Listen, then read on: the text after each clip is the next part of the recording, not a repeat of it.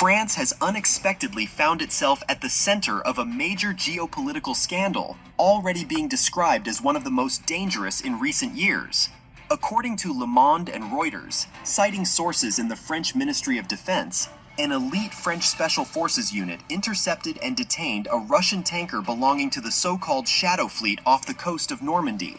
The scandal lies in the fact that the tanker was in international waters at the time of the operation, raising questions about the legality of Paris's actions. Nevertheless, the crew was detained along with the vessel, which was towed to the port of Cherbourg.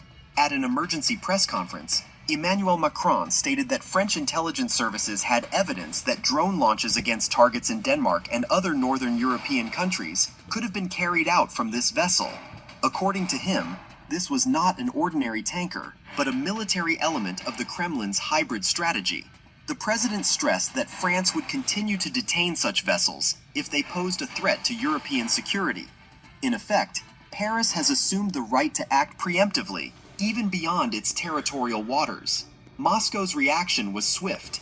Speaking at the Valdai Discussion Club, Vladimir Putin called France's actions pure piracy and a direct violation of international maritime law.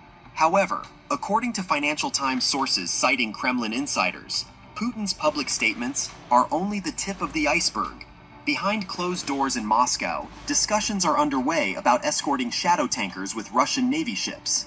If adopted, such a measure would mean that in the event of another interception attempt, French special forces could face not an unarmed crew, but a full-fledged military convoy. Internal Kremlin sources cited by Bloomberg report that this scenario is being actively considered by generals as a final warning to NATO. At the same time, the military acknowledges that escorting tankers with warships would automatically raise the risk of direct confrontation with alliance vessels. This is a step that could lead to a major war, one high-ranking official was quoted as saying.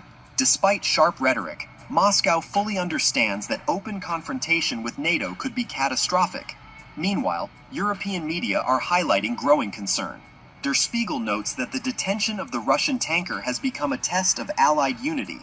In Brussels, discussions are underway on creating a pan-European mechanism for intercepting the Shadow Fleet, which, according to the European Commission, is actively used by Russia to bypass sanctions and supply oil through third countries.